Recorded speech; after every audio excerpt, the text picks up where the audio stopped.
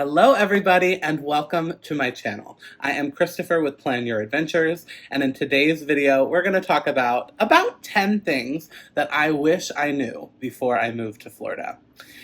I did know some of these things, to be honest, because I did a lot of research, but they may have affected me in a little bit of a different way than I anticipated. So we're going to go through that list. I have about 10 things, and hopefully this can also be helpful if you're looking to move to Florida. This can kind of be your one-stop shop, all the things that you should know before you move here. So I do have a note sheet here. So if I glance down, we're looking at our notes. So let's talk about just overall, right? If you are new here, my name is Christopher. Welcome, welcome. Hit that subscribe button. And I moved from Pennsylvania to Orlando, Florida, not too long ago. It's been about, as of the time I'm filming this, actually, are we coming up on 4 months? We are coming up on 4 months this week, which is crazy. Time has really flown by. But I moved to really grow my business. I'm a travel planner, I'm a content creator, and I grew to really build something for myself. And I have a lot of different hands and lots of different pots to try and help support this move financially. And this is what I'm passionate about. I love it here, and I'm really, really living my best life. But with that being said, we are in this video going to talk about some of the low points that we've already had and some of the things that have been a little bit of a struggle. We're just going to get honest.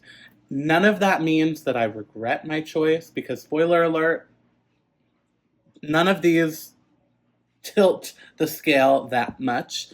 And overall, I'm still so happy. I'm living my best life and I'm so excited for my future.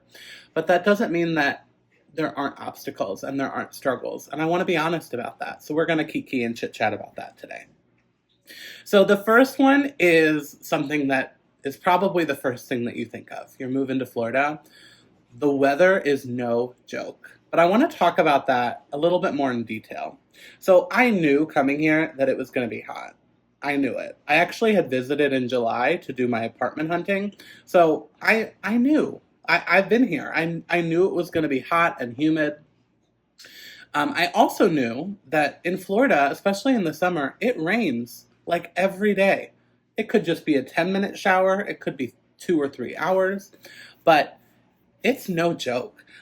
We have had a couple storms come through here while I've been in my apartment that I jump. I'm so scared at how loud the thunder is. It's loud. The storm is here. It's pouring down rain outside. I hear it. I hear the thunder, the lightning strikes. So it's no joke. We have some storms here, and that's not even talking about hurricane season. Okay, we're just now entering that. So send all the good vibes that that everything's fine. Usually in Orlando, from what I've heard, we're good because we're so inland, but send the positive vibes that continues this year. So the rain is no joke. And I also am still trying to look at the weather forecast and be okay, it's going to rain from this time to this time. So I don't want to go to the parks in the evening. We're going to go here. But it changes so often here.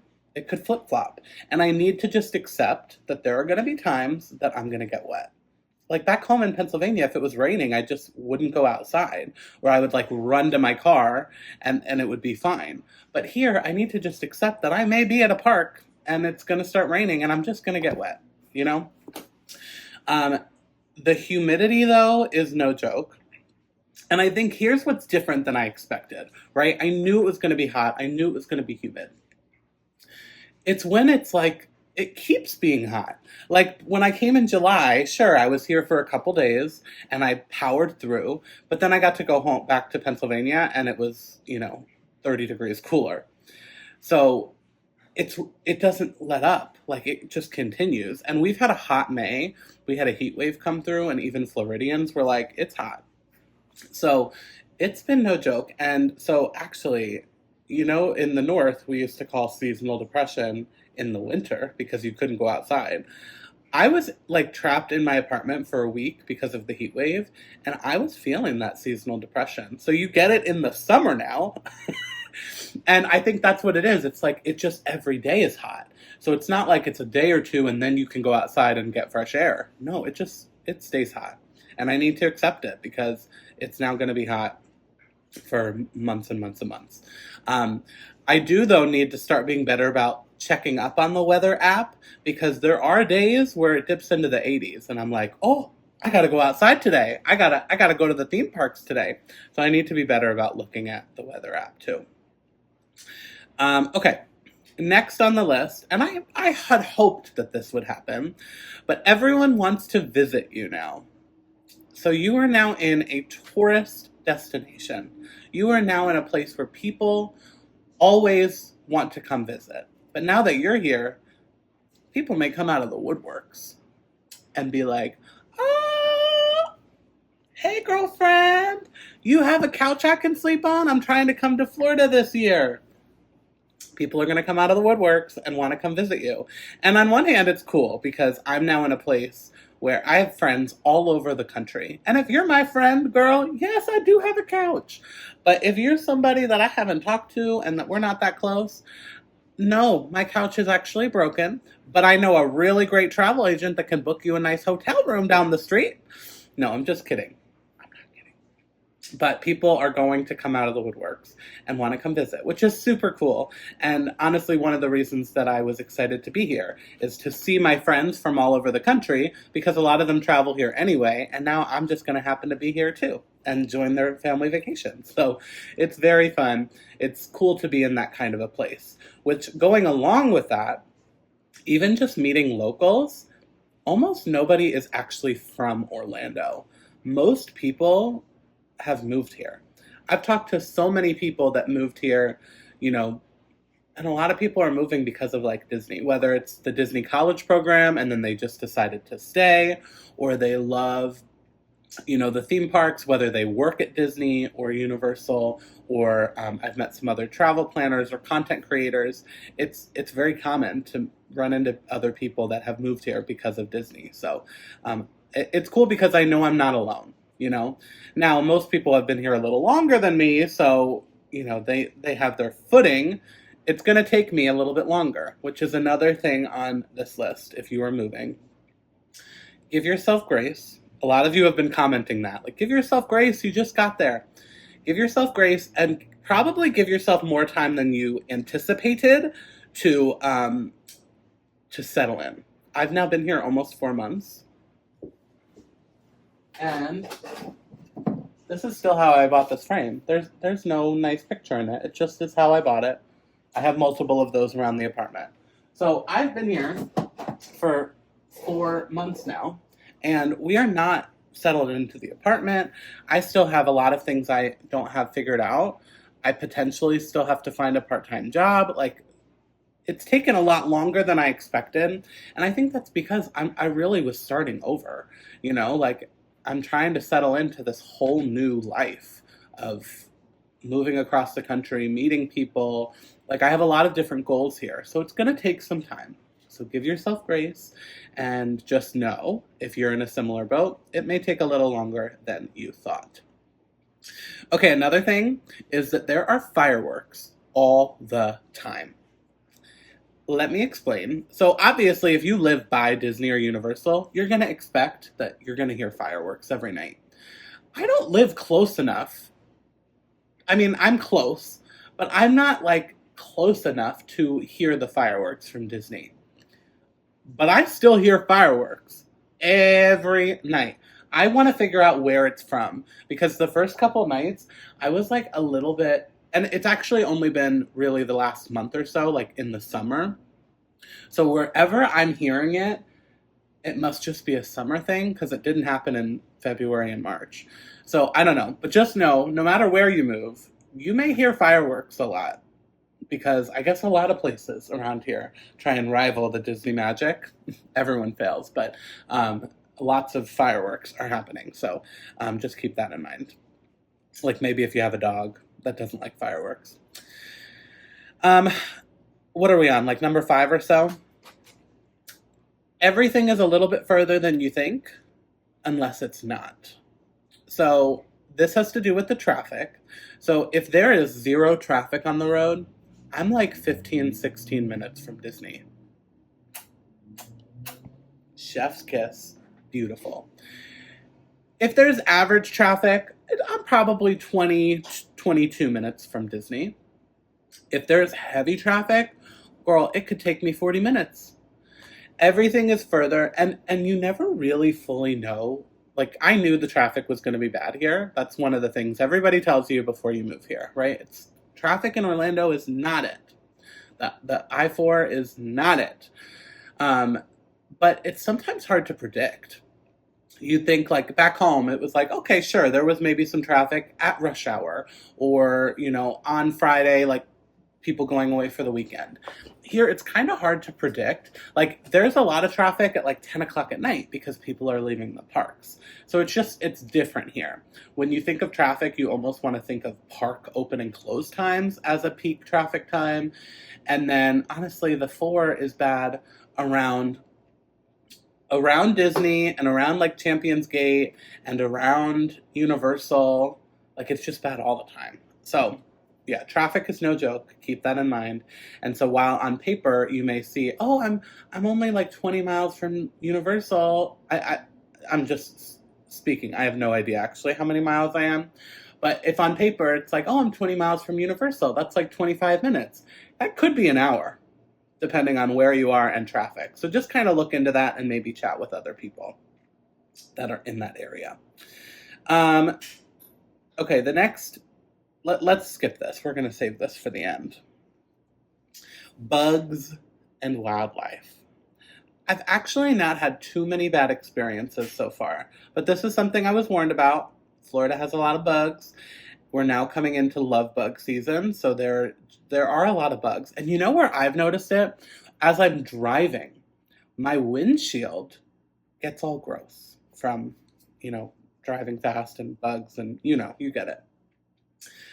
I found that so interesting. I was like, what is happening? Why is my windshield always disgusting?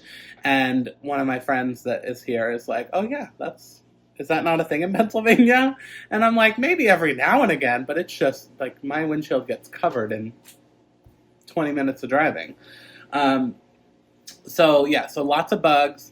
I did find, they call them palmetto bugs, not cockroaches. It doesn't matter. I always thought that situation was like if your apartment was gross and there was mold or whatever.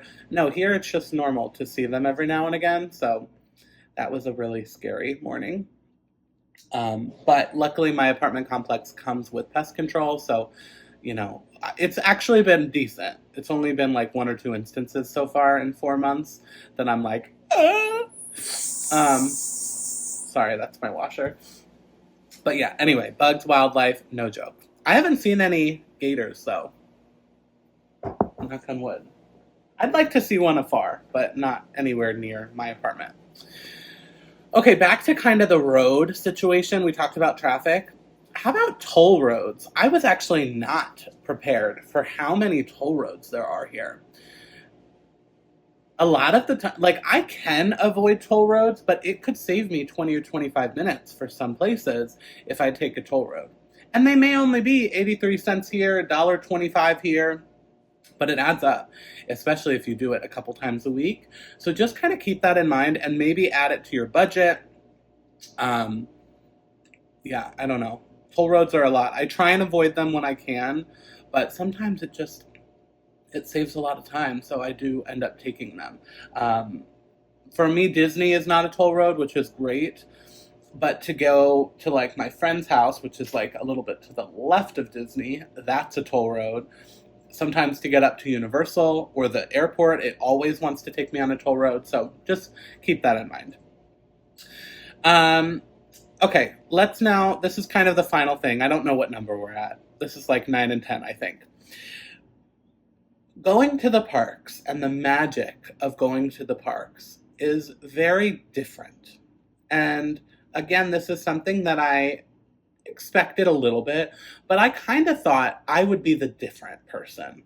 I would be the one that it still would be the same magic, and I still would want to be there all the time.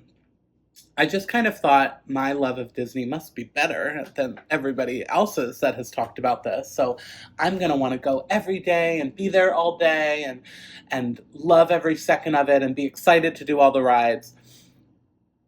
It has shifted. Now, this is not a bad thing, but at first, it kind of has felt like a bad thing. But in retrospect and in looking at it, it's actually ideal. But let's go low before we go high. So there have been days where I have planned to go to Epcot or Universal or Disney Springs. And we'll be in the middle of that day and I'm like, oh, like, do I have to? Which is crazy. Never would you have told Christopher from 5 months ago that you would be so close to the parks and there would be a day, let alone a week, where you're like, I don't really want to go to the parks. That is crazy to me that I've already seen that shift and I haven't even been here that long. And honestly, I felt that shift like immediately. I would say after I went to each of the parks like one time, I felt the shift. I no longer feel any pressure because I could go whenever I want. So if I'm in the parks and Soren has a 25-minute wait, that's not too bad for Soren. But I'm like, meh, I'll wait. I went to Epcot a couple weeks ago and I was only in Epcot for an hour. And then I was like, meh, I'm ready to go home. It just is different. And like I said, we're starting low, so this may sound like negative right now. But it just is different. The feeling of walking into a park is no longer like, oh my God, I'm here. I'm so happy to be here. Because this is now my normal life. It just feels different. The magic feels different. But, okay, now that I have accepted that, it doesn't take away the magic. It just makes it a different kind of magic. And I've had some of the best days just going in for like 2 or 3 hours and doing a couple things. And if there's like I'm now looking for new things. Like if there's a new food that comes out or a new merchandise line or an attraction reopening or a new bar is about to open at Epcot as of the time I'm filming this. Now I'm kind of looking for those things that I can do differently or maybe have never done before. I love when I have friends here because that's a different experience, getting to go with them. It just is different, and I'm looking at the parks differently. I'm also taking my time more. Like I will go and just work from Epcot or work from a Disney resort, which is my favorite thing to do. And honestly, sometimes that makes me more excited than knowing that I am going to have like a full park day at Magic Kingdom now. Because the reason it shifts is because it's here all the time, so it can shift. You don't have to rush, you don't have to whatever. But the other thing too is you have to now adult. You're not on vacation. So the reason that I was like, oh, I don't really want to go to Epcot today is because I had laundry to do. I had videos to film. I had dishes to put away. I had to go grocery shopping. All of the adulting almost kind of can get in the way because you still have to do all of the things that you do wherever you are, but now try and fit in like as much theme park time as you can. And so in my head, I was like, oh, maybe I won't go every day, but I'm going to go to the parks like 4 or 5 times a week. If I get to the parks 3 times a week, I'm lucky. I probably am averaging like 2 times a week, would be my guess. Just because life, and that's still great. You know, I'm still getting my Disney fix. I'm still getting to experience all the things I want to. And some weeks are different than others. If I have people here visiting or, if I'm doing stuff for my work, with my agency, if I have a bunch of videos to film, like, sure, that can definitely shift. But one thing I'm going to try and do, and this is only really if you are trying to be like a Disney content creator and move here, I would like to try and go to the parks. I don't know if I could do it once a week, but at least once a month where I'm not filming at all. I'm not doing a YouTube video. I'm not doing an Instagram story takeover. I'm not even taking like photos. I would love every once in a while to be able to go to the parks because I think that's part of it too. It almost feels like work now. and it's the best work, and I live for it, and I'm so passionate and literally living my best life. So I'm just being honest about some earlier feelings, but like, don't take it the wrong way. I'm living my best life. But I just, because it's work, I think sometimes it would be nice to go in not for work and just for me. Even if that means sitting on Main Street and people watching while eating a snack, or, very chill, even if I don't do a single ride. With that too, I think I'd feel differently too if I had moved here in December and the parks were super cool. Maybe I would want to go all the time, but it's too hot and crowded right now to really feel like I want to be in the parks all the time. It's different. The magic is still there.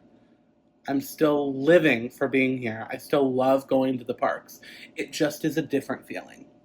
I no longer am like, today is Magic Kingdom, tomorrow's Epcot, then it's Hollywood Studios. Very chill. No, maybe, I mean, I don't think I've been to Epcot now in, when was I there last? It may have been 3 weeks, 4 weeks. Probably, yeah. So, anyway, I think that's all that I have to share in this video. I rambled a little bit, so hopefully you still enjoyed. I'm loving sharing this journey with you, and I just wanted to be honest. And I hope that it doesn't sound like I'm complaining, because even if you win the lottery, okay, there's still going to be struggles. And I feel like I've won the lottery. I'm here living my best life, doing exactly what I want to be doing. But there have been obstacles.